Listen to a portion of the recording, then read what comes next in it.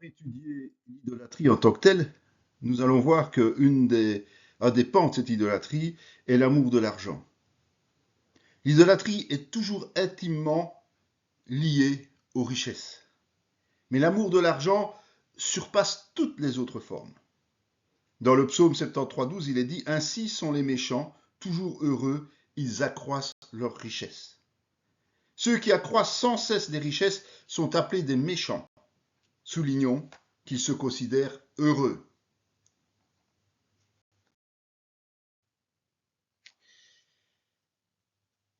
Au niveau de l'argent, il y a des règles spécifiques pour le peuple hébreu. Nous avons vu que les richesses sont des signes de pouvoir pour les dirigeants. Pourtant, Dieu a donné des instructions quelque peu différentes à son peuple au sujet de la royauté. Dans Deutéronome 17, 14, 17, il est dit: Lorsque tu seras entré dans le pays que l'Éternel ton Dieu te donne, lorsque tu posséderas, que tu y auras établi ta demeure et que tu diras: Je veux mettre un roi sur moi, comme toutes les nations qui m'entourent, tu mettras sur toi un roi qui choisira l'Éternel ton Dieu. Tu prendras un roi du milieu de tes frères. Tu ne pourras pas te donner un étranger qui ne soit pas ton frère, mais qu'il n'ait pas un grand nombre de chevaux, et qu'il ne ramène pas le peuple en Égypte pour avoir beaucoup de chevaux, car l'Éternel vous a dit: Vous ne retournerez plus par ce chemin-là, qu'il n'ait pas un grand nombre de femmes, afin que son cœur ne se détourne point, qu'il ne fasse pas de grands amas d'argent et d'or. Donc, Dieu octroie à son peuple la prérogative du choix du roi lorsque celui-ci va en réclamer un. Il sera issu de ce peuple et aura interdiction de retourner en Égypte, qui est un peuple idolâtre par excellence, car c'est l'appât du gain qui l'y entraînerait. Il devra demeurer sobre et ne pas amasser de richesses, en ce compris des concubines en grand nombre qui l'égareraient inévitablement loin de l'Éternel. Malheureusement, ces prescrits ont été rapidement abandonnés. L'exemple le plus criant à ce sujet est le troisième roi seulement, Salomon. Dans 1 roi 4, 29, 34, il est dit: Dieu donna à Salomon de la sagesse, une très grande intelligence et des connaissances multipliées comme le sable qui est au bord de la mer. La sagesse de Salomon surpassait la sagesse de tous les fils de l'Orient et toute la sagesse des Égyptiens. Il était plus sage qu'aucun homme, plus qu'Étan, l'Esrachite, plus qu'Éman, Calcol et Darda, les fils de Machol. Et sa renommée était répandue parmi toutes les nations d'alentour. Il a prononcé 3000 sentences et composé 1005 cantiques.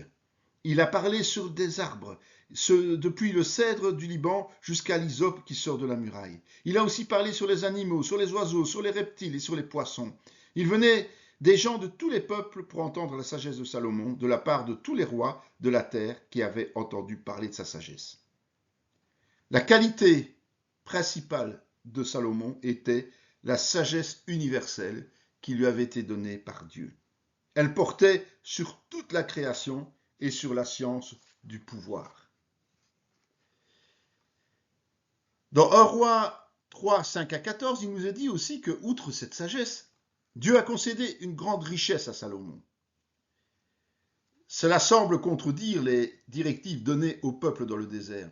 Mais il faut dire que ce roi ne les a pas réclamées, mais a préféré la sagesse et l'intelligence comme présent divin. Et donc, ces richesses étaient une récompense de la part de Dieu par rapport à ses demandes raisonnables. Mais dans 1 roi 11, 3, 11, nous pouvons lire que malgré toutes ces bénédictions, Salomon a transgressé la règle concernant les femmes, dont le mariage avec la fille de Pharaon, ce qui le mettait en lien direct avec l'Égypte.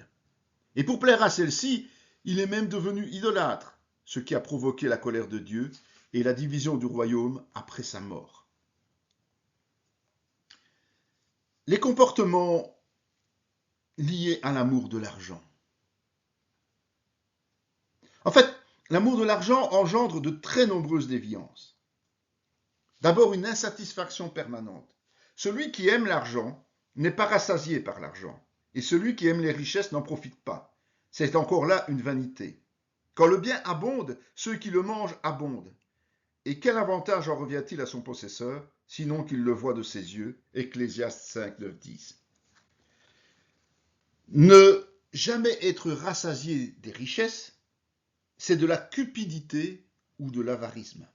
Et paradoxalement, ce type de personnage est incapable d'en profiter parce qu'il se fait cannibaliser par plus envieux que lui. Le deuxième problème est le vol. Dans Josué 7, 19, 25, il est dit, Josué dit à Akan, mon fils, donne gloire à l'Éternel, le Dieu d'Israël, et rends-lui hommage. Dis-moi donc ce que tu as fait, ne me le cache pas. Akan répondit à Josué et dit, il est vrai que j'ai péché contre l'Éternel, le Dieu d'Israël, et voici ce que j'ai fait. J'ai vu dans le butin un beau manteau de Sinéar, 200 cycles d'argent et un lingot d'or du poids de 50 cycles. Je les ai convoités, je les ai pris. Ils sont cachés dans la terre au milieu de ma tente, et l'argent en dessous. Josué envoya des gens qui coururent à la tente. Et voici les objets étaient cachés dans la tente d'Acon, et l'argent était dessous. Ils les prirent du milieu de la tente, les apportèrent à Josué et à tous les enfants d'Israël, et les déposèrent devant l'Éternel. Josué et tout Israël avec lui prirent Akan, fils de Zérach, l'argent, le manteau, le lingot d'or, les fils et les filles d'Akan, ses bœufs, ses ânes, ses brebis, sa tente, et tout ce qui lui appartenait, et ils le firent monter dans la vallée d'Acor. Josué dit, pourquoi nous as-tu troublés? L'Éternel te troublera aujourd'hui. Et tout Israël le lapida, on les brûla au feu, on les lapida. Akan s'est servi dans le butin par convoitise, malgré le fait qu'il y avait un interdit de Dieu. Il suffit de relire Exode 20, 15 et 17 et Deutéronome 5, 21. Et donc, pour prix de ce vol, qui est un péché évidemment, lui et sa famille et tous ses biens ont été détruits. Le troisième problème est l'orgueil. Lorsque tu mangeras et te rassasieras, lorsque tu bâtiras et habiteras de belles maisons, lorsque tu verras multiplier ton gros et ton menu bétail, s'augmenter ton argent et ton or, et s'accroître tout ce qui est à toi, prends garde que ton cœur ne s'enfle, et que tu n'oublies l'Éternel ton Dieu, qui t'a fait sortir du pays d'Égypte, de la maison de servitude. En fait, le problème, c'est que nos cœurs risquent de s'enfler au moment où les richesses s'accroissent et s'accumulent. Le chrétien, aujourd'hui, doit tenir compte de cet avertissement, car la plupart d'entre nous verront leurs biens matériels augmenter avec le temps. Dans Proverbe 28, 11, il est dit « L'homme riche se croit sage, mais le pauvre qui est intelligent le sonde. » La richesse, elle donne une impression de sécurité. L'homme considère presque toujours qu'il y est arrivé par ses propres forces. Par contre, la pauvreté nous oblige à considérer notre dépendance vis-à-vis de Dieu. Proverbe 19, 4 et 6 dit « La richesse procure un grand nombre d'amis, mais le pauvre est séparé de son ami. Beaucoup de gens flattent l'homme généreux, et tous sont les amis de celui qui fait des présents. » Le nombre conséquent d'amis, entre guillemets, intéressés, ça flatte l'orgueil malheureusement. Il faut donc être vigilant. Reprenez pour ça Psaume 5, 10 ou Luc 6, 26. Autre problème, le mensonge. Dans Actes 4, 36, 37, il est dit « Joseph, surnommé par les apôtres Barnabas, ce qui signifie fils d'exhortation, lévite, originaire de Chypre, vendit un champ qu'il possédait, apporta l'argent et le déposa aux pieds des apôtres. » Ce Joseph a été convaincu par l'évangile et il fait volontairement don du prix de son champ à l'église naissante. Mais dans Actes 5, 1, 5, il est dit « Mais un homme nommé Ananias, avec Zaphira sa femme, vendit une propriété et retint une partie du prix, sa femme le sachant. Puis il apporta le reste et le déposa aux pieds des apôtres. Pierre lui dit « Ananias, pourquoi Satan a-t-il rempli ton cœur au point que tu mentes au Saint-Esprit et que tu aies retenu une partie du prix du champ? S'il n'eût pas été vendu, ne te restait-il pas? Et après qu'il a été vendu, le prix n'était-il pas à ta disposition? Comment as-tu pu mettre en ton cœur un pareil dessein? Ce n'est pas à des hommes que tu as menti, mais à Dieu. » Ananias, entendant ces paroles, tomba et expira. Une grande crainte saisit tous les auditeurs. En fait, Ananias n'était obligé de rien. Mais il avait été témoin du geste généreux de Joseph. Et avec la complicité de sa femme, Ananias a voulu réaliser le même geste de générosité. Mais comme il n'en avait pas réellement le cœur, il a retenu secrètement une partie du montant et c'est ce qui va causer sa perte. Pierre lui reproche. Il ne lui reproche pas d'avoir offert seulement une part de son bien, mais d'avoir voulu tromper les apôtres quant à la hauteur de sa générosité. En agissant ainsi, il cherche à être populaire malgré le fait qu'il soit avare. Il a donc menti au Saint-Esprit et, en étant démasqué, il meurt instantanément. Et puis, il y a d'autres types d'abus, évidemment. Jacques 5, 1, 6 nous dit « À vous maintenant, riches, pleurez et gémissez, à cause des malheurs qui viendront sur vous. Vos richesses sont pourries, et vos vêtements sont rongés par les teignes. Votre or et votre argent sont rouillés, et leur rouille s'élèvera en témoignage contre vous, et dévorera vos chairs comme un feu. Vous avez amassé des trésors dans les derniers jours. Voici le salaire des ouvriers qui ont moissonné vos champs, et dont vous les avez frustrés. Les cris des moissonneurs sont parvenus jusqu'aux oreilles du Seigneur des armées. Vous avez vécu sur la terre dans les voluptés et dans les délices. Vous avez rassasié vos cœurs au jour du carnage. Vous avez condamné, vous avez tué le juste qui ne vous a pas résisté. » Jacques qualifie les biens des riches qu'il invective de pourriture, de teigneuse et de rouille, parce qu'ils pensent plus à amasser des biens pour leur profit personnel au détriment de leurs obligés que d'annoncer la bonne nouvelle en ces derniers temps. Cette vie d'opulence les condamne à la ruine et à l'enfer. Puis il y a la tromperie. Dans Jérémie 6, 13, car depuis le plus petit jusqu'au plus grand, tous sont avides de gain, depuis le prophète jusqu'au sacrificateur, tous usent de tromperie. C'est ce que Jérémie dénonce de l'ensemble des habitants de Juda. Ils usent continuellement de tromperie pour amasser des biens. Il y a ensuite la perte des valeurs morales. Ayant perdu tout sentiment, ils se sont livrés à la dissolution pour commettre toute espèce d'impureté, jointe à la cupidité. Éphésiens 4, 19. L'amour irraisonné des richesses, c'est-à-dire la cupidité, déclenche inévitablement l'immoralité, car tous les moyens sont bons, comme la fraude, le vol, le mensonge, pour faire croître toujours plus et plus vite les profits. Dans Ézéchiel 22, 25, 28, il est dit « Ces prophètes conspirent dans son sein, comme des lions rugissants qui déchirent leur proie. Ils dévorent les âmes, ils s'emparent des richesses et des choses précieuses. Ils multiplient les veuves au milieu d'elles. Ces sacrificateurs violent ma loi et profanent mes sanctuaires. Ils ne distinguent pas ce qui est saint de ce qui est profane. Ils ne font pas connaître la différence entre ce qui est impur et ce qui est pur. Ils détournent les yeux de mes sabbats et je suis profané au milieu d'eux. Ces chefs sont dans son sein comme des loups qui déchirent leur proie. Ils répandent le sang, perdent les âmes pour assouvir leur cupidité. Et ces prophètes ont pour eux des enduits de plâtre, de vaines visions, des oracles menteurs. Ils disent « Ainsi parle le Seigneur l'Éternel » et l'Éternel ne leur a point parlé. Ézéchiel s'en prend à tous les responsables juifs, qualifiés de lions et de loups. Il les accuse d'aveugler spirituellement le peuple par de fausses prophéties et visions et par des profanations pour assouvir simplement leur cupidité. Et de son côté, Dieu se tait. C'est encore plus terrible. Il y a encore la trahison. Après cela, il aima une femme dans la vallée de Sorek, elle se nommait Délila. Les princes des Philistins montèrent vers elle et lui dirent « Flatte-le pour savoir d'où lui vient sa grande force et comment nous pourrions nous rendre maîtres de lui. Nous le lirons pour le dompter et nous te donnerons chacun 1100 cycles d'argent. » Délila dit à Samson « Dis-moi, je te prie, d'où vient ta grande force et avec quoi il faudrait te lier pour te dompter. » Juge 16, 4, 6.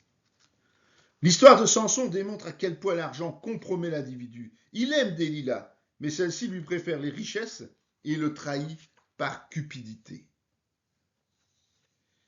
Et on voit dans la suite de ce passage, Juge 10 et 16, 18, que pour accomplir son forfait, Délila use d'une technique bien rodée. Elle va jouer sur les sentiments. Elle va même jusqu'à l'avertir du danger.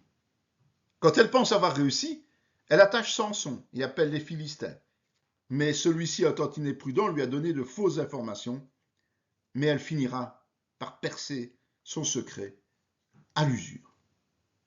La fin de l'histoire est pathétique puisque, après avoir été rendu aveugle, Samson finit par se sacrifier en détruisant le temple philistin et tous les convives. Mais la Bible nous narre une trahison encore plus lamentable, celle de Judas. Luc 6, 13, 16. Quand le jour parut, il appela ses disciples et en choisit 12, auxquels il donna le nom d'apôtres.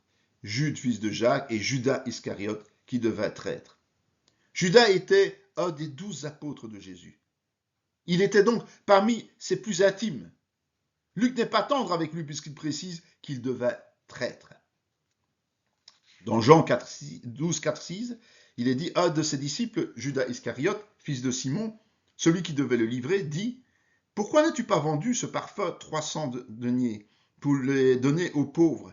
Il disait cela non qu'il se mit en peine des pauvres, mais parce qu'il était voleur et que, tenant la bourse, il prenait ce qu'on y mettait. Selon Jean, le plus gros défaut de Judas était le vol. Mais ce passage souligne aussi son côté menteur. En réalité, Judas était cupide. Dans Matthieu 26, 14, 16, il est dit « Alors l'un des 12, appelé Judas Iscariote, alla vers les principaux sacrificateurs et dit « Que voulez-vous me donner et je vous le livrerai ?» Et ils lui payèrent 30 pièces d'argent. Depuis ce moment, il cherchait une occasion favorable pour livrer Jésus.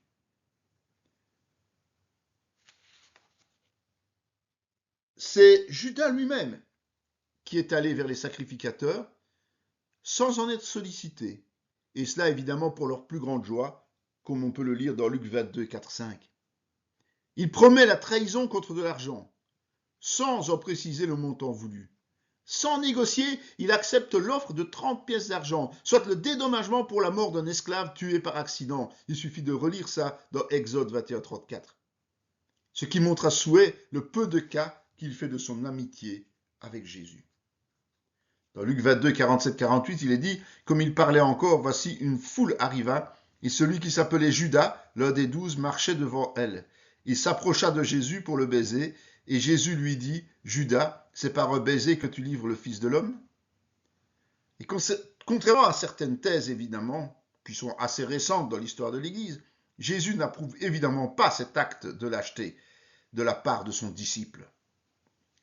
Dans Matthieu 27, 3, 8, il est dit, alors Judas, qui l'avait livré, voyant qu'il était condamné, se repentit et rapporta les 30 pièces d'argent aux principaux sacrificateurs et aux anciens en disant, j'ai péché en livrant le sang innocent. Ils répondirent, que nous importe, cela te regarde. Judas jeta les pièces d'argent dans le temple, se retira et alla se pendre.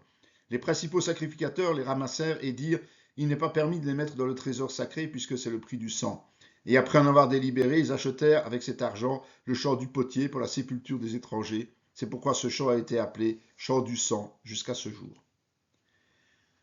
Judas qualifie lui-même sa trahison de péché, parce qu'il se rend compte qu'il a participé à la condamnation d'un innocent. Il va donc chercher à se dédouaner de son geste en rendant l'argent, mais les sacrificateurs le méprisent évidemment. Ceux qui commettent volontairement l'iniquité sont rarement solidaires au-delà de leur forfait. Ils récupèrent la somme, mais ne la remettent pas dans le trésor du temple à cause de la souillure. Alors ils achètent un champ pour enterrer les étrangers. Cela ne va évidemment pas les dédouaner de leur responsabilité. Et submergé par le remords, Judas se suicide plutôt que de se repentir réellement. Autre problème, ce sont les erreurs doctrinales. Malheur à vous, conducteurs aveugles, qui dites « Si quelqu'un jure par le temple, ce n'est rien, mais si quelqu'un jure par l'or du temple, il est engagé. » Insensé et aveugle, lequel est le plus grand, l'or ou le temple qui sanctifie l'or? Matthieu 23, 16, 17. À force de se laisser remplir par cette cupidité, il devient impératif d'adapter la doctrine pour qu'elle colle mieux à la réalité nouvelle. Les pharisiens ont encouragé les Juifs à jurer par le matériel, l'or du temple, plutôt que par le spirituel, la maison d'Éternel. Ils sont devenus insensés et aveugles. Autre problème grave, évidemment, c'est le non-accès au salut. Dans Marc 4, 18, 19, il est dit « D'autres reçoivent la semence parmi les épines. Ce sont ceux qui entendent la parole, mais en qui le souci du siècle, la séduction des richesses et l'invasion des autres convoitises étouffent la parole et la rendent infructueuse. » Dans cette parabole, les épines représentent notamment la séduction des richesses qui empêche, après les soucis du monde et les convoitises diverses, la bonne nouvelle d'atteindre son but. Dans Matthieu 19, 16, 24, il est dit, et voici un homme s'approcha et dit à Jésus, Maître, que dois-je faire de bon pour avoir la vie éternelle? Il lui répondit, pourquoi m'interroges-tu sur ce qui est bon? Un seul est le bon. Si tu veux entrer dans la vie, observe les commandements. Lesquels, lui dit-il? Jésus lui répondit, tu ne tueras point, tu ne commettras point d'adultère, tu ne déroberas point, tu ne diras point de faux témoignages, honore ton père et ta mère et tu aimeras ton prochain comme toi-même. Le jeune homme lui dit, j'ai observé toutes ces choses, que me manque-t-il encore? Jésus lui dit, si tu veux être parfait, va, vends ce que tu possèdes, donne-le aux pauvres et tu auras un trésor dans le ciel. Puis viens et suis-moi. Après avoir entendu ces paroles, le jeune homme s'en alla tout triste, car il avait de grands biens. Jésus dit à ses disciples, je vous le dis en vérité, un riche entrera difficilement dans le royaume des cieux. Je vous le dis encore, il est plus facile à un chameau de passer par le trou d'une aiguille qu'à un riche d'entrer dans le royaume de Dieu. C'est Matthieu 19, 16, 24 qui nous raconte toute cette histoire avec ce jeune homme qui est manifestement riche et sa principale préoccupation est d'obtenir la vie éternelle. Et pour ce faire, il observe scrupuleusement les commandements, sans toutefois ressentir cette certitude du salut. Alors pour satisfaire son besoin, il va s'adresser à Jésus, à qui il demande ce qu'il doit faire. Et celui-ci lui dit que, outre son obéissance, il doit se départir de sa fortune.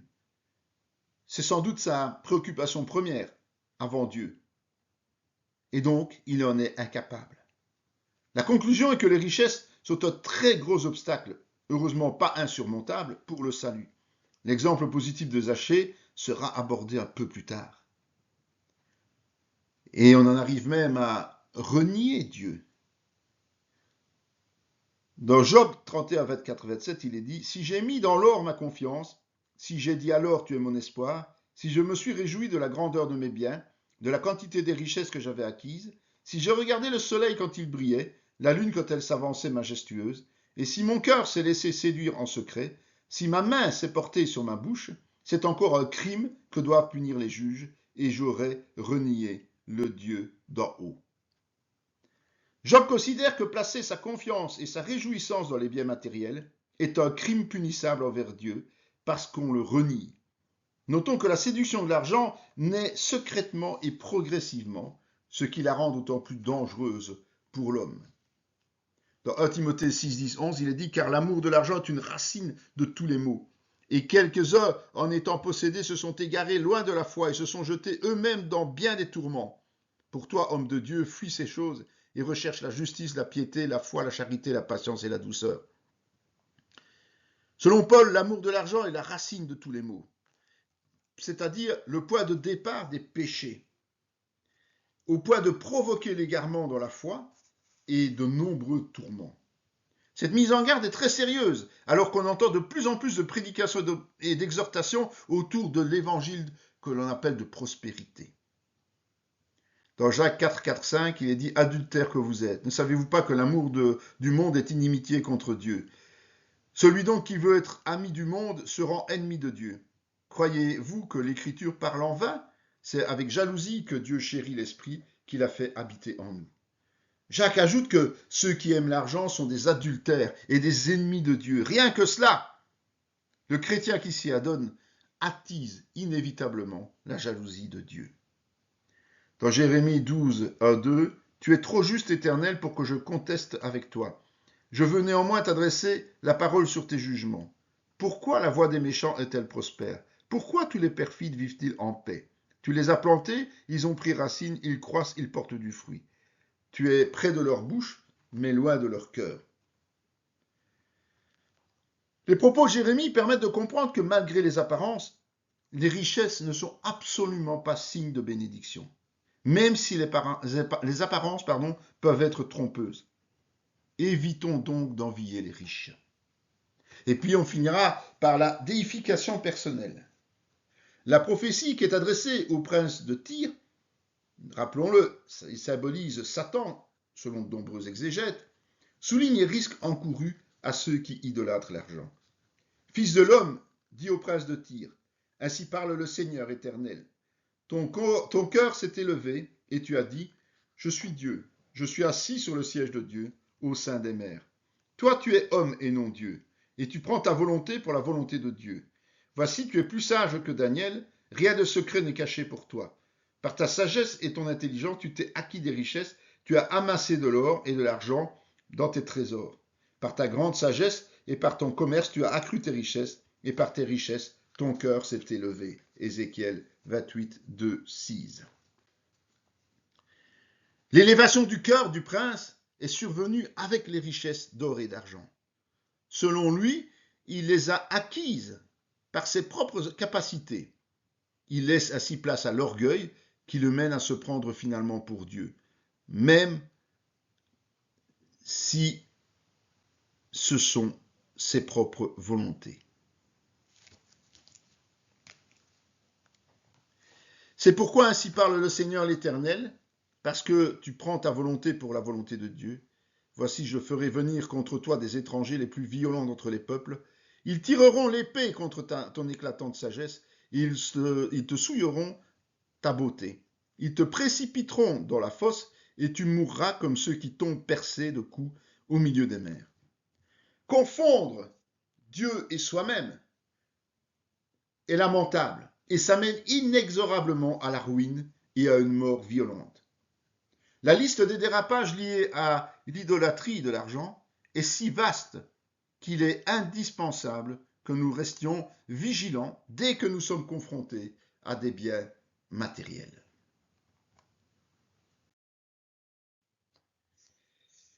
Alors nous allons voir maintenant quelles sont les solutions radicales que Dieu établit. Dans Marc 7, 20, 22, il est dit « Ce qui sort de l'homme, c'est ce qui souille l'homme. Car c'est du dedans, c'est du cœur des hommes que sortent les mauvaises pensées, les adultères, les impudicités, les meurtres, les vols, les cupidités, les méchancetés, la fraude, le dérèglement, le regard envieux, la calomnie, l'orgueil, la folie. » L'origine des dérapages est toujours le cœur de l'homme. Quand on prend conscience de ça, c'est aussi être prêt à réagir avec force, comme nous allons le voir. Il faut d'abord rejeter toute occasion de chute loin de nous. Jette l'or dans la poussière, l'or d'Ophir parmi les cailloux des torrents, et le Tout-Puissant sera ton or, ton argent, ta richesse. Comme le jeune homme riche, si nous sommes dépendants de l'argent, nous devons nous en débarrasser pour recevoir la vraie richesse en Dieu. Dans Deutéronome 7, 24, 26, il est dit « Il livrera leur roi entre tes mains, et tu feras disparaître leur nom de dessous les cieux. Aucun ne tiendra contre toi, jusqu'à ce que tu les aies détruits. Vous brûlerez au feu les images taillées de leurs dieux. Tu ne convoiteras point et tu ne prendras point pour toi l'argent et l'or qui sont sur elles, de peur que ces choses ne te deviennent un piège, car elles sont en abomination à l'Éternel ton Dieu. Tu n'introduiras point une chose abominable dans ta maison, afin que tu ne sois pas comme cette chose dévouée par interdit. Tu l'auras en horreur, tu l'auras en abomination, car c'est une chose dévouée par interdit. Deutéronome 7, 24, 26. Parce que Dieu considère les richesses mal acquises comme une abomination et un piège pour ceux qui les convoitent, il les voue à l'interdit et exhorte ses enfants à les avoir en horreur. Faites donc mourir les membres qui sont sur la terre, l'impudicité, l'impureté, les passions, les mauvais désirs, la cupidité qui est une idolâtrie. C'est à cause de ces choses que la colère de Dieu vient sur les fils de la rébellion, parmi lesquels vous marchiez autrefois, lorsque vous viviez dans ces péchés. Colossiens 3, 5, 7. Au-delà du rejet, nous devons faire mourir tout vice envers l'argent, car la cupidité est de l'idolâtrie, digne des fils de la rébellion. La deuxième solution est d'opérer un choix radical et définitif. Dans Matthieu 6, 34, 24, il est dit que nul ne peut servir deux maîtres. On ne peut pas aimer les deux. On peut soit en haïr un et aimer l'autre. Ces deux personnes sont appelées maîtres, Dieu et Mammon, qui veut dire littéralement en grec mammonas, possession, bien. Il est impossible de servir correctement et pleinement deux maîtres simultanément, d'autant qu'ils sont diamétralement opposés. Si nous tentons la chose, on s'attacherait plus à l'un et délaisserait plus l'autre, sans toutefois exceller ni pour l'un ni pour l'autre. Il faut trancher. L'avantage d'opter pour Dieu est que tout est possible en lui, tandis que la richesse doit d'abord être acquise et est de toute façon limitée, provoquant ainsi du stress inutile et stérile. Dans Luc 16, 10 à 17, c'est un passage parallèle évidemment, qui nous donne quelques informations supplémentaires. Les biens terrestres sont considérés comme de petites choses, des richesses injustes, qui appartiennent à quelqu'un d'autre. Notre fidélité est indispensable dans leur gestion. Les pharisiens, à cause de leur avarice et de leur orgueil, privilégient les apparences de Mammon pour influer sur les hommes. Ils se moquent ainsi abominablement de Dieu qui lui sonde les cœurs. Il faut bien dire que de tels comportements les privent du royaume des cieux. Dans Hébreux 13, 5, 6, il est dit « Ne vous livrez pas à l'amour de l'argent, contentez-vous de ce que vous avez, car Dieu lui-même a dit « Je ne te délaisserai point et je ne t'abandonnerai point ». C'est donc avec assurance que nous pouvons dire « Le Seigneur est mon aide, je ne craindrai rien. Que peut me faire un homme ?» La solution radicale est donc de s'abstenir de l'argent.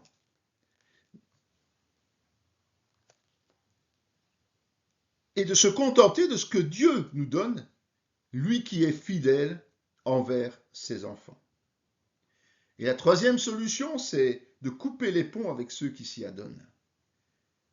1 Corinthiens 5, 11 dit « Maintenant, ce que je vous ai écrit, c'est de ne pas avoir de relation avec quelqu'un qui, se nommant frère, est impudique ou cupide, ou idolâtre, ou outrageux, ou ivrogne, ou ravisseur, de ne pas même manger avec un tel homme. » Cupide, idolâtre et ravisseur sont des termes qui qualifient bien ceux qui s'adonnent à l'amour de l'argent. Or, Paul parle bien de personnes qui se disent chrétiennes. Il ne parle pas des inconvertis ici. Il encourage de ne pas avoir de contact avec eux, pas même un repas en commun. Mais exhortez-vous les uns les autres chaque jour, aussi longtemps qu'on peut dire aujourd'hui, afin qu'aucun de vous ne s'endurcisse par la séduction du péché. Hébreux 3,13. Pour ne pas succomber, il faut se soutenir mutuellement. C'est ça qui est salvateur. Ainsi donc, la seule manière de ne pas chuter si nous sommes sensibles aux choses de l'argent, c'est de faire une ablation chirurgicale franche et définitive. Force est de constater que l'humanité est toujours plus matérialiste. Dans Apocalypse 17, 4, 5, il est dit « Cette femme était vêtue de pourpre et d'écarlate et parée d'or, de pierres précieuses et de perles. Elle tenait dans sa main une coupe d'or remplie d'abominations et des impuretés de sa prostitution. Sur son front était écrit un nom, un mystère, Babylone la grande, la mère des impudiques et des abominations de la terre. » Babylone est cet empire barbare qui détruisit Juda et en déporta les habitants. Il faut aller voir pour cela 2 Rois 20, 17-18. Par extension, Babylone la Grande représente le système économique mondial de la fin des temps, et il est symbolisé par la femme prostituée, mère des impudiques et des abominations terrestres. Ses particularités sont les richesses telles que l'or, les pierres précieuses, les vêtements de luxe et les perles. La manière dont le monde fonctionne aujourd'hui nous fait inévitablement penser à l'amorce de cette situation de la fin. Tout est basé sur la spéculation financière de quelques-uns au détriment de la majeure partie des êtres humains. Le problème majeur est que cette hypermatérialisation touche toutes les nations, se compromet avec le monde des ténèbres et accumule les péchés au point qu'à terme, elle sera doublement punie jusqu'à sa destruction totale dans la désolation ambiante. En outre, ceux qui se seront enrichis en collaborant avec ce système seront subitement ruinés, pleureront amèrement et se tiendront définitivement à l'écart de la source de leur déboire. Voyez pour cela Apocalypse 18, 1, 20. De leur côté, les enfants de Dieu se réjouiront parce que justice leur aura été enfin rendue par cette condamnation.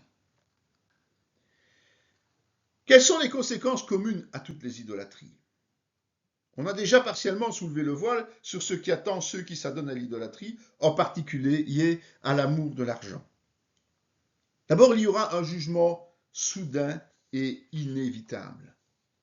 Dans Ésaïe 47, 7, 11, il est dit Tu disais à toujours je serai souveraine.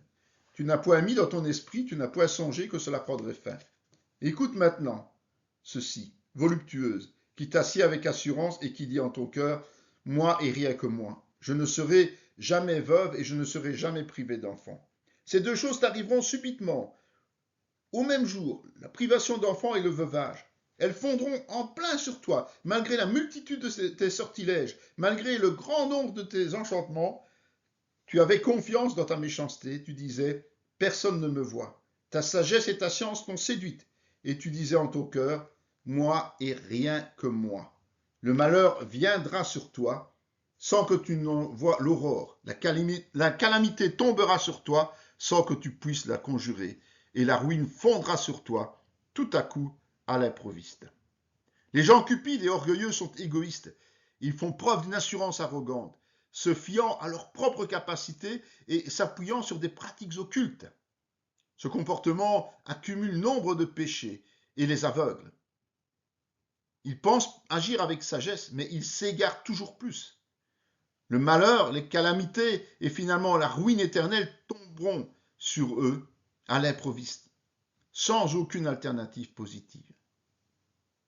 Dans 1 Thessaloniciens 5, 2, 3, il est dit, car vous savez bien vous-même que le jour du Seigneur viendra comme un voleur dans la nuit, quand les hommes diront paix et sécurité, alors une ruine soudaine les surprendra, comme les douleurs de l'enfantement surprennent la femme enceinte, et ils n'échapperont point. Cette faillite soudaine, sans échappatoire, est comparée aux douleurs de l'enfantement. Les chrétiens sont censés connaître ces choses. Il n'y a pas d'avenir spirituel non plus.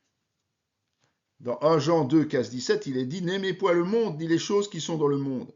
Si quelqu'un aime le monde, l'amour de Dieu n'est point en lui. Car tout ce qui est dans le monde, la convoitise de la chair, la convoitise des yeux et l'orgueil de la vie, ne vient point du Père, mais vient du monde. Et le monde passe, et sa convoitise aussi. Mais celui qui fait la volonté de Dieu demeure éternellement. » L'amour du Père ne peut jamais cohabiter avec celui du monde. Parce que ce qui est charnel, c'est-à-dire sans avenir, n'est pas de Dieu, l'Éternel. Ensuite, il n'y a pas de place au paradis. Car sachez-le bien, aucun impudique, aucun impur ou cupide, c'est-à-dire idolâtre, n'a d'héritage dans le royaume de Christ et de Dieu. Que personne ne vous séduise par de vains discours, car c'est à cause de ces choses que la colère de Dieu vient sur les fils de la rébellion. N'ayez donc aucune part avec eux. Autrefois vous étiez ténèbres et maintenant vous êtes lumière dans le Seigneur. Marchez comme des enfants de lumière. Éphésiens 5, 5, 8. Ne savez-vous pas que les injustes n'hériteront point le royaume de Dieu? Ne vous y trompez pas, ni les impudiques, ni les idolâtres, ni les adultères, ni les efféminés, ni les infâmes, ni les voleurs, ni les cupides, ni les ivrognes, ni les outrageux, ni les ravisseurs n'hériteront du royaume de Dieu. 1 Corinthiens 6, 9, 10. Ce serait de la séduction que de laisser croire que les cupides et idolâtres ont accès au royaume des cieux. Puisque la colère de Dieu est sur eux, nous ne devons rien avoir en commun avec eux. Dans Apocalypse 3, 16, 19, il est dit « Ainsi, parce que tu es tiède et que tu n'es ni froid ni bouillant, je te vomirai de ma bouche. Parce que tu dis, je suis riche, je me suis enrichi, et je n'ai besoin de rien. Et parce que tu ne sais pas que tu es malheureux, misérable, pauvre, aveugle et nu, je te conseille d'acheter de moi de l'or éprouvé par le feu, afin que tu deviennes riche, et des vêtements blancs, afin que tu sois vêtu et que la honte de ta nudité ne paraisse pas. Et un collier pour oindre tes yeux, afin que tu vois.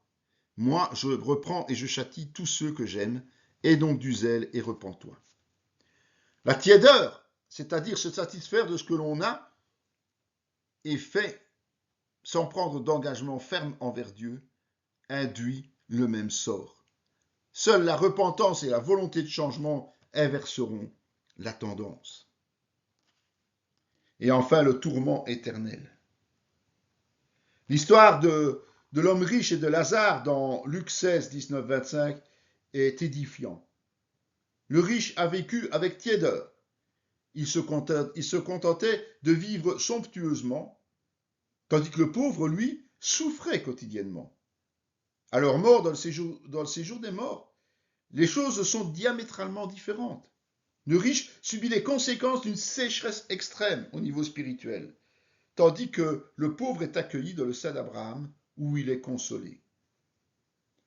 Dans Luc 6, 24, il est dit « Mais malheur à vous riches, car vous avez votre consolation. » La richesse est finalement une malédiction pour la plupart des hommes. Cela ne signifie pas qu'un chrétien ne sera jamais riche, mais ses œuvres montreront si, oui ou non, c'est une bénédiction.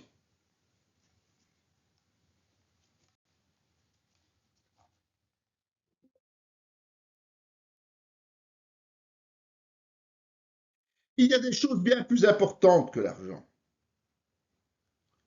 Nous avons longuement étudié les conséquences négatives de l'idolâtrie et de sa composante la plus grande, l'amour de l'argent. Maintenant, nous allons aborder des choses positivement, en regardant ce qui est plus important que ces richesses dans le but d'orienter notre manière de vivre et de plaire à Dieu. La femme de Lot regarda en arrière et devint une statue de sel, Genèse 19, 26. Parce qu'elle a regardé ce qu'elle avait perdu en fuyant Sodome et Gomorrhe, la femme de Lot l'a instantanément payé de sa vie. Dans Apocalypse 2.9, il est dit « Je connais ta tribulation et ta pauvreté, bien que tu sois riche, et les calomnies de la part de ceux qui se disent juifs, et ne le sont pas, mais qui sont une synagogue de Satan. » L'église de Smyrne était pauvre au niveau matériel, mais l'ange de l'Éternel l'affirme. Cette église est riche spirituellement. Alors, la première chose positive, c'est Dieu. Dieu est Père, Fils et Saint-Esprit. Jésus lui répondit, tu aimeras le Seigneur ton Dieu de tout ton cœur, de toute ton âme, de toute ta pensée. C'est le premier et le plus grand commandement. Matthieu 22, 37, 38. Pour Jésus, le plus grand commandement est de placer Dieu à la première place dans nos vies, avant toute autre chose. Dans Hébreux 11, 24, 28, il est dit, c'est par la foi que Moïse, devenu grand, refusa d'être appelé fils de la fille du Pharaon, aimant mieux être maltraité avec le peuple de Dieu que d'avoir pour autant la jouissance du péché, regardant l'opprobre de Christ comme une richesse plus grande que les trésors de l'Égypte. Car il avait les yeux fixés sur la rémunération. C'est par la foi qu'il quitta l'Égypte sans être effrayé de la colère du roi. Car il se montra ferme, comme voyant celui qui est invisible. C'est par la foi qu'il fit la Pâque et l'aspersion du sang, afin que l'exterminateur ne touchât pas au premier-né des Israélites. Moïse a renoncé volontairement au pouvoir et à la richesse qui l'accompagnent, parce qu'ils sont considérés ici comme des péchés. Il a accepté de payer le prix pour Dieu au travers de la persécution et de son lot de souffrance. Sa motivation était sa récompense future dans les cieux. Dans Luc 1, 53, il est dit « Il a rassasié de biens les affamés et il a renvoyé les riches à vide. » Dieu prend soin des pauvres, mais il rejette les riches. Après le Père, nous avons le Fils, Jésus-Christ. Dans Philippiens 3, 7, 11, Paul nous dit « Mais ces choses qui étaient pour moi des gains, je les ai regardées comme une perte à cause de Christ. Et même je regarde toutes choses comme une perte, à cause de l'excellence de la connaissance de Jésus-Christ, mon Seigneur, pour lequel j'ai renoncé à tout, et je les regarde comme de la boue, afin de gagner Christ, et d'être trouvé en lui, non avec ma justice, celle qui vient de la loi, mais avec celle qui s'obtient par la foi en Christ. La justice qui vient de Dieu par la foi, afin de connaître Christ et la puissance de sa résurrection, et la communion de ses souffrances, en devenant conforme à lui dans sa mort, pour parvenir, si je le puis, à la résurrection d'entre les morts. Donc Paul a renoncé volontairement aux richesses, qu'il considère comme une perte et de la boue. Il y a renoncé pour gagner Christ et ressusciter finalement d'entre les morts. Jésus répondit, je vous le dis en vérité, il n'est personne qui ayant quitté à cause de moi et à cause de la bonne nouvelle, sa maison, ou ses frères, ou ses sœurs, ou sa mère, ou son père, ou ses enfants, ou ses terres, ne reçoivent au centuple, présentement dans ce siècle-ci, des maisons, des frères, des sœurs, des mères, des enfants et des terres, avec des persécutions, et dans le siècle à venir, la vie éternelle. Matthieu 10, 29, 30, et nous avons aussi Matthieu 19, 29 qui va dans le même sens. Jésus promet 3 choses à ceux qui renoncent à leurs proches et aux biens matériels pour le suivre. De nombreuses bénédictions matérielles et spirituelles, mais aussi des persécutions, ne l'oublions pas. Et puis, nous avons le Saint-Esprit. Dans Éphésiens 1, 3, 14, il dit que la grâce de Dieu est une richesse qui apporte la sagesse et l'intelligence aux héritiers du royaume que nous sommes. Et le Saint-Esprit est un gage de ce qui nous attend, évidemment. Nous avons ensuite le royaume de Dieu. Si donc vous êtes ressuscité avec Christ, cherchez les choses d'en haut, où Christ est assis à la droite de Dieu. Affectionnez-vous aux choses d'en haut et non à celles qui sont sur la terre. La résurrection avec Christ est la nouvelle naissance. Et dès ce moment, nous devons nous focaliser avec délectation aux choses de Dieu et non plus aux choses des hommes. Dans Matthieu 6, 19, 21, il dit « Ne vous amassez pas des trésors sur la terre, où la teigne et la rouille détruisent, et où les voleurs percent et dérobent. Mais amassez-vous des trésors dans le ciel, où la teigne et la rouille ne détruisent point, et où les voleurs ne percent ni ne dérobent. Car là où est ton trésor, là aussi est ton cœur. » Nous avons aussi un passage que je vous laisse lire, dans Luc 12, versets 31 à 48. En plaçant notre priorité sur les choses de Dieu et en nous délestant de toutes nos richesses en les offrant, nous serons comblés en retour au-delà de nos besoins, puisque par notre fidélité, nous allons récolter des trésors inépuisables et inaltérables dans les cieux. Pour en hériter, nous devons y attacher notre cœur, dès à présent, en veillant de manière permanente et en nous tenant prêts constamment à l'arrivée de Christ, qui nous établira sur tous ses biens. Au contraire, notre nonchalance serait jugée et punie. Cette promesse de récompense est valable pour tous, même si nous ne jouons pas un rôle majeur au sein du corps de Christ. Si du moins notre cœur est bien tourné vers lui au détriment des biens matériels. Retenons toutefois que plus Dieu nous donne, plus nous assumons de responsabilités devant lui. Recommande aux riches du présent siècle de ne pas être orgueilleux, de ne pas mettre leur espérance dans les richesses incertaines, mais de la mettre en Dieu, qui nous donne avec abondance toutes choses pour que nous en jouissions. Recommande-leur de faire du bien, d'être riches en bonnes œuvres, d'avoir de la libéralité et de la générosité, et de s'amasser ainsi pour l'avenir un trésor placé sur un fondement solide, afin de saisir la vie véritable. 1 Timothée 6, 10 et 19. Il est inévitable que dans nos assemblées, certains chrétiens soient nantis. Paul ne leur interdit pas cela, mais il les encourage à éviter de fonder leur certitude sur leurs avoirs, ce qui serait de l'orgueil, et d'être généreux afin de s'amasser un trésor fondé sur Christ. Et puis nous allons voir effectivement que l'argent n'est absolument pas une priorité. Ne sois pas dans la crainte parce qu'un homme s'enrichit, parce que les trésors de sa maison se multiplient, car il n'emporte rien en mourant, ses trésors ne descendent point avec lui. Psaume 49, 17, 18. Ces versets résument à eux seuls la futilité des richesses matérielles. Elles ne peuvent jamais nous suivre dans la mort. Ne te tourmente pas pour t'enrichir, n'y applique pas ton intelligence. Veux-tu poursuivre du regard ce qui va disparaître? Car la richesse se fait des ailes, et comme l'aigle, elle prend son vol vers le ciel. Ne mange pas le pain de celui dont le regard est malveillant, et ne convoite pas ses friandises, car il est comme les pensées de son âme. Mange et bois, te dira-t-il, mais son cœur n'est point avec toi. Tu vomiras le morceau que tu as mangé, et tu auras perdu les propos agréables. Proverbe 23, 4, 8. La richesse n'est jamais un but, parce qu'elle est éphémère, elle est vouée à disparaître. Elle mène souvent à former des attelages disparates et des compromis qui égarent et apportent le dégoût.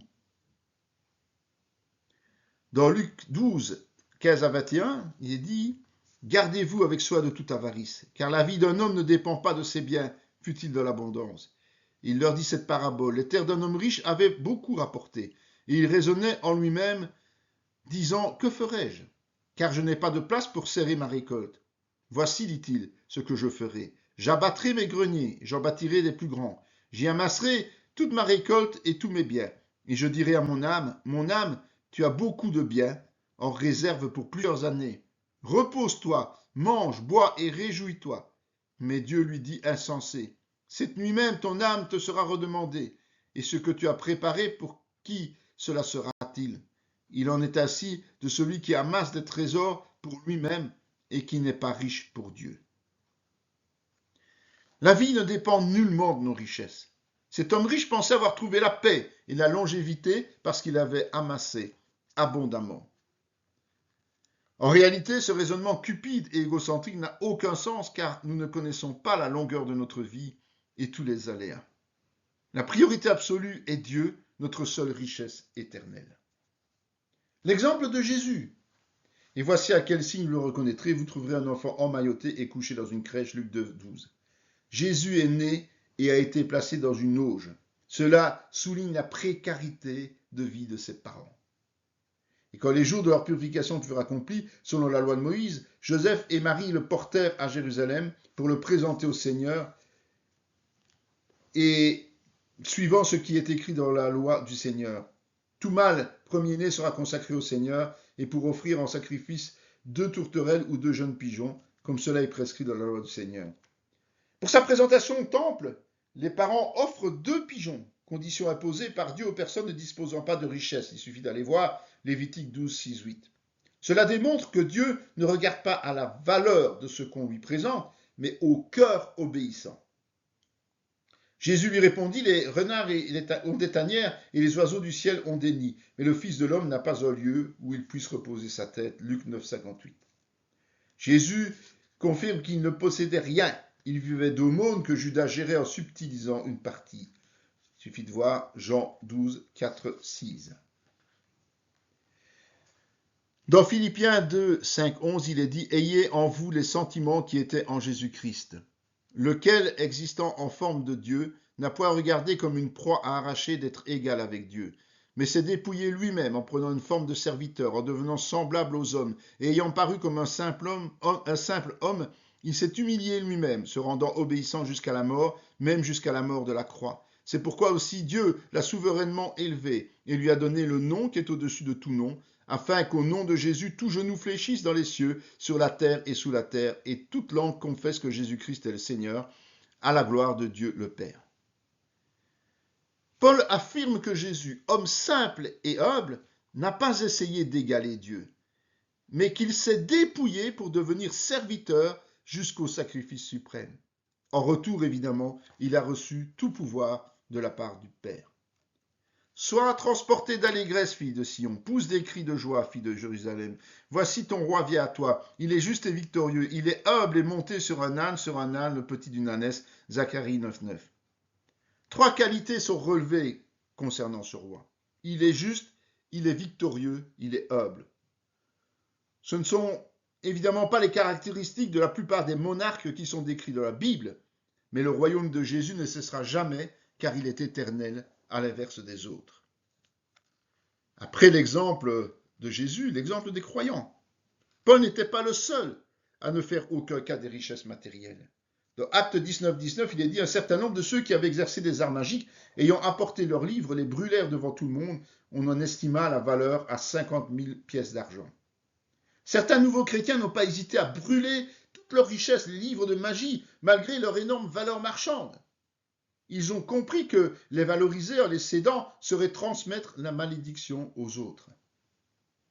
Hébreux 11, 37, 38 nous dit « Ils furent lapidés, sciés, torturés, ils moururent tués par l'épée, ils allèrent çà et là, vêtus de peau de brebis et de peau de chèvre, dénués de tout, persécutés, maltraités, eux dont le monde n'était pas digne, errant dans les déserts et les montagnes, dans les cavernes et dans les antres de la terre. » Tous ces héros de la foi ont souffert, et tous étaient dénués de tout. Car Dieu n'est pas injuste pour oublier votre travail et l'amour que vous avez montré pour son nom, ayant rendu et rendant encore des services aux saints. Hébreux 6, 10. Dieu considère cette abnégation comme du travail et de l'amour envers lui. Il s'en souvient toujours. Matthieu 19, 29. Et quiconque aura quitté à cause de mon nom ses frères ou ses sœurs ou son père ou sa mère et sa femme ou ses enfants ou ses terres ou ses maisons recevra le centuple et héritera de la vie éternelle. Il promet même des bénédictions au centuple et surtout la vie éternelle, c'est important. La prospérité de l'âme prévaut évidemment. Le soir étant venu, arriva un homme riche d'Arimathée nommé Joseph, lequel était aussi disciple de Jésus. Matthieu 27, 57. La richesse n'empêche pas forcément de suivre Jésus. Et que servirait un homme de gagner tout le monde s'il perdait son âme? Ou que donnerait un homme en échange de son âme? Matthieu 16, 26. Nonobstant la richesse la priorité absolue, c'est de sauver notre âme, évidemment. Bien-aimé, je souhaite que tu prospères à tous égards et tu seras en bonne santé, comme prospère l'état de ton âme. 3 Jean 1, 2. Jean bénit son interlocuteur au sujet de la prospérité de sa santé physique, de sa richesse matérielle et spirituelle, en soulignant que cela va de pair avec l'état de son âme, l'unique priorité. Dans 2 Corinthiens 6, 10, il est dit « Comme attristés, et nous sommes toujours joyeux, comme pauvres, et nous nous enrichissons plusieurs, comme n'ayant rien, et nous possédons toutes choses. » Seule la bonne santé de notre âme indique si, selon Dieu, nous sommes riches ou pauvres.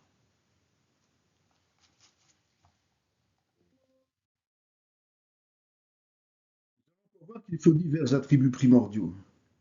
Notre priorité, nous l'avons compris, n'est jamais l'argent, mais Dieu, Christ et le royaume des cieux. Notre conception du service passe inévitablement par la bonne santé de notre âme, qui nécessite plusieurs qualités incontournables. Il faut d'abord se donner soi-même. Le voleur ne vient que pour dérober, égorger et détruire. Moi, je suis venu afin que les brebis aient la vie et qu'elles soient dans l'abondance. Je suis le bon berger donne sa vie pour ses brebis. Jésus est le bon berger qui a donné sa vie pour l'offrir en abondance à ses brebis. Ceux qui agissent autrement s'appellent des voleurs. Dans Romains 12, 1, 2, il est dit « Je vous exhorte donc, frères, par les compassions de Dieu, à offrir vos corps comme un sacrifice vivant, saint, agréable à Dieu, ce qui sera de votre part un culte raisonnable. Ne vous conformez pas au siècle présent, mais soyez transformés par le renouvellement de l'intelligence, afin que vous discerniez quelle est la volonté de Dieu, ce qui est bon, agréable et parfait. » Ainsi, chaque chrétien est appelé au sacrifice personnel au profit des autres. Voir aussi pour cela Galates 5, 13 ou 1 Pierre 4, 10. Ce sacrifice est vivant, c'est-à-dire actif, saint, c'est-à-dire exempt de péché, agréable à Dieu et considéré comme un culte raisonnable rendu possible grâce au renouvellement de notre intelligence qui permet de distinguer la volonté de Dieu des choses du monde. Un tel comportement est bon, agréable et parfait aux yeux du Père. Vous remarquerez ici qu'il n'est nullement fait allusion aux richesses matérielles. Dans Acte 3, 6, 8, alors Pierre lui dit « Je n'ai ni argent ni or, mais ce que j'ai, je te le donne. Au nom de Jésus-Christ de Nazareth, lève-toi et marche. » Le prenant par la main droite, il le fit lever. Au même instant, ses pieds et ses chevilles devinrent fermes. D'un saut, il fut debout. Il se mit à marcher. Il entra avec eux dans le temple, marchant, sautant et louant Dieu. Pierre est un véritable sacrifice vivant, mais il ne possède aucune richesse matérielle. Pourtant, il a donné tout ce qu'il avait, c'est-à-dire la puissance de Dieu par la foi, pour guérir ce paralytique. Il faut ensuite craindre Dieu. La crainte de l'Éternel est pure, elle subsiste à jamais. Les jugements de l'Éternel sont vrais, ils sont tous justes. Ils sont plus précieux que l'or, que beaucoup d'or fin. Ils sont plus doux que le miel, que celui qui coule des rayons. Psaume 19, 10, 11. La crainte de Dieu est pure et elle subsiste dans l'éternité parce que c'est notre appel. Elle est plus douce que le miel et vaut bien plus que l'or fin. La crainte de l'Éternel est le commencement de la sagesse. Tous ceux qui l'observent ont une raison saine. Psaume 111, 10. Craindre Dieu va de pair avec la sagesse, évidemment. Il faut en plus avoir la foi. À vous qui, par la puissance de Dieu, êtes gardés par la foi pour le salut, prêt à être révélé dans les derniers temps. C'est là ce qui fait votre joie, quoique maintenant, puisqu'il le faut, vous soyez attristés pour un peu de temps par diverses épreuves, afin que l'épreuve de votre foi, plus précieuse que l'or périssable, qui cependant est éprouvé par le feu, ait pour résultat la louange, la gloire et l'honneur lorsque Jésus-Christ apparaîtra. 1 Pierre 1, 5, 7. Nous savons évidemment que le salut s'obtient par la foi en Jésus-Christ, qui procède de la puissance de Dieu. Elle est éprouvée par les souffrances, et plus précieuse que l'or, et produira la louange, la gloire et l'honneur au retour de Christ. Dans Jacques 2, 15, 17, si un frère ou une sœur sont nus et manquent de la nourriture de chaque jour, et que l'un de vous leur dise « Allez en paix, chauffez-vous et vous rassasiez », et que vous ne leur donniez pas ce qui est nécessaire au corps, à quoi cela sert-il? Il en est ainsi de la foi. Si elle n'a pas les œuvres, elle est morte en elle-même. La générosité ou son absence est le reflet de notre foi. Il faut ensuite recevoir la sagesse et l'intelligence. Pour rappel, Salomon, parce qu'il avait sollicité Dieu pour sa sagesse et l'intelligence, avait été comblé de multiples richesses et de gloire. D'autres passages mettent en exergue ces principes. Dans Job 28, 12, 19, il est dit « Mais la sagesse où se trouve-t-elle? Où est la demeure de l'intelligence? L'homme n'en connaît point le prix. Elle ne se trouve pas dans la terre des vivants. L'abîme dit « Elle n'est point en moi » et la mer dit « Elle n'est point en moi ». Elle ne se donne pas contre de l'or pur. Elle ne s'achète pas au poids de l'argent. Elle ne se pèse pas contre l'or d'Ophir, ni contre le précieux onyx, ni contre le saphir. Elle ne peut se comparer à l'or ni au verre. Elle ne peut s'échanger pour un vase d'or fin. Le corail et le cristal ne sont rien auprès d'elle.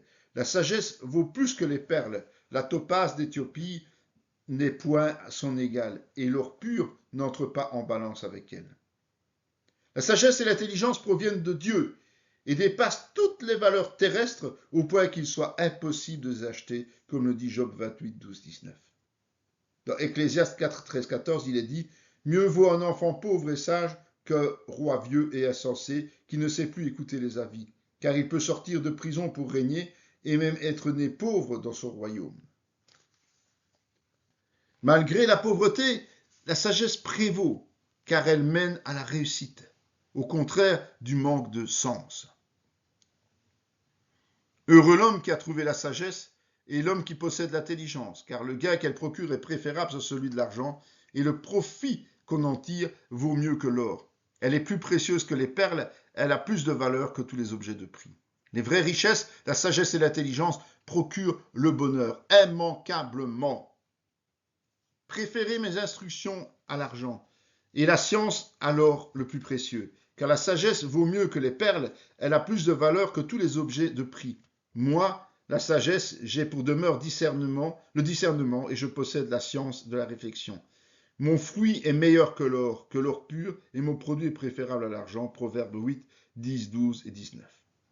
Combien acquérir la sagesse vaut mieux que l'or? Combien acquérir l'intelligence est préférable à l'argent? Proverbe 16, 16. La sagesse et l'intelligence sont plus importantes que l'or et l'argent parce qu'elles permettent de discerner et de réfléchir, produisant des fruits bien au-dessus de toute richesse terrestre. C'est aussi un outil merveilleux. Comme des pommes d'or sur des ciselures d'argent, ainsi est une parole dite à propos. Comme un anneau d'or et une parure d'or, fin, ainsi pour une oreille docile est le sage qui réprimande. Le sage parlera toujours à propos. Il reprendra avec efficacité, et il est une source de richesse pour celui qui l'écoute. Il y a de l'or et beaucoup de perles, mais les lèvres savantes sont un objet précieux. Proverbe 20, 15. La sagesse qui vient de Dieu est bien plus rare chez les hommes et plus importante que les richesses du monde. Proverbe 38, 9. Éloigne de moi la fausseté, la parole mensongère. Ne me donne ni pauvreté ni richesse. Accorde-moi le pain qui m'est nécessaire, de peur que dans l'abondance je ne te renie et ne dise qui est l'Éternel, ou que dans la pauvreté je ne dérobe et je ne m'attaque au nom de mon Dieu. Seul celui qui a reçu l'intelligence renouvelée et la sagesse de Dieu peut prier sincèrement d'une telle manière. Il sait que la richesse mène à l'idolâtrie et que la pauvreté porte au vol. Demander à Dieu de pourvoir aux besoins essentiels est la solution pour garder notre regard sur le royaume de Dieu. La loi de Dieu. Mieux vaut pour moi la loi de ta bouche que 1000 objets d'or et d'argent. C'est pourquoi j'aime tes commandements plus que l'or et que l'or fin. Je me réjouis de ta parole comme celui qui trouve un grand butin. Psaume 119, versets 72, 127 et 162. Les règles établies par Dieu prévalent sur toute forme de richesse, raison pour laquelle nous devons nous réjouir de les aimer comme si nous recevions une fortune inestimable.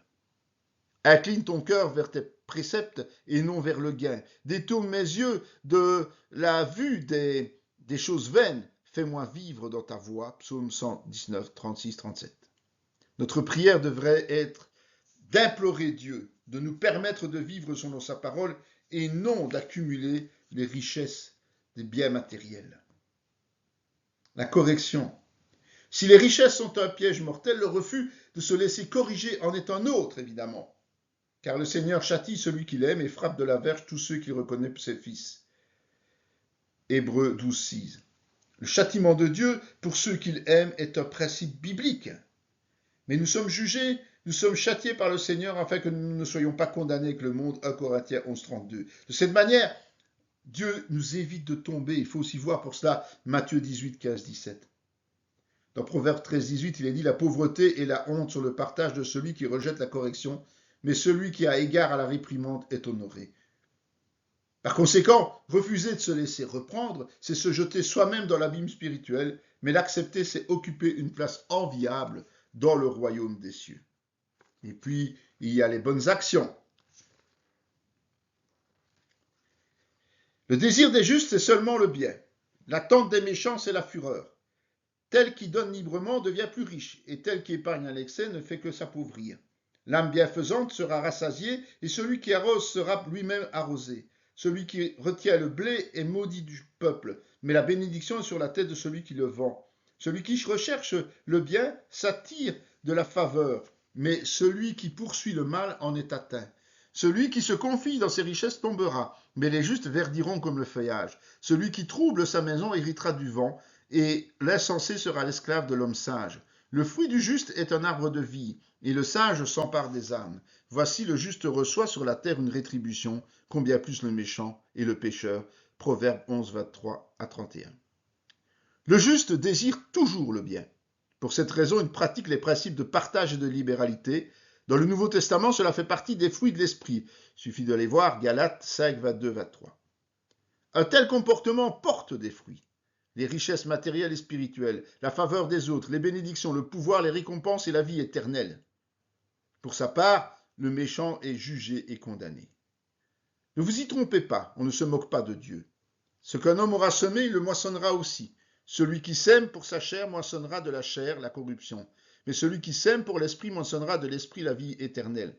Ne nous lassons pas de faire le bien, car nous moissonnerons au temps convenable, si nous ne nous relâchons pas. Ainsi donc, pendant que nous en avons l'occasion, pratiquons le bien envers tous et surtout envers les frères en la foi. Comme le dit ce verset, on ne se moque pas de Dieu. Galates 6, 7, 10. Celui qui sème dans la chair recevra les fruits et la corruption. Celui qui le fait dans l'esprit, en faisant le bien sans jamais se lasser, récoltera tout simplement la vie éternelle. Ainsi, le principe biblique est simplissime. Toute cause provoque un effet de même nature. Nous allons encore voir l'intégrité et d'abord la réputation. La réputation est préférable à la de grandes richesses et la grâce vaut mieux que l'argent et que l'or. Proverbe 22, 11. Le creuset est pour l'argent et le fourneau pour l'or, mais un homme est jugé après sa renommée. Proverbe 27, 21. La réputation ou renommée fondée sur l'intégrité de notre foi est préférable aux richesses parce que finalement, c'est selon ce premier critère que l'on est jugé. La conduite ensuite. Ils arrivèrent à Jérusalem et Jésus entra dans le temple. Il se mit à chasser ceux qui vendaient et qui achetaient dans le temple. Il renversa les tables des changeurs et les sièges des vendeurs de pigeons. Il ne laissait personne transporter aucun objet à travers le temple. Il enseignait et disait « N'est-il pas écrit, ma maison sera appelée une maison de prière pour toutes les nations. Mais vous, vous en avez fait une caverne de voleurs. » Marc 11, 15, 17. Et une histoire similaire est racontée dans Jean 2, 13, 17. Si Jésus a chassé les changeurs et les vendeurs du temple, c'est à cause de leur spéculation et leur irrespect des lieux. Il avait du zèle pour ce lieu de prière. Ne savez-vous pas que vous êtes le temple de Dieu et que l'Esprit de Dieu habite en vous? Aujourd'hui, chaque chrétien est le temple de Dieu et héberge le Saint-Esprit. Par conséquent, nous devons marcher dans l'intégrité du cœur, sous peine de souiller cette demeure spirituelle qui a été rachetée à très grand prix, rappelons-le. Et enfin, nous allons voir que la vraie richesse est gratuite. Vous tous qui avez soif, venez aux eaux, même celui qui n'a pas d'argent.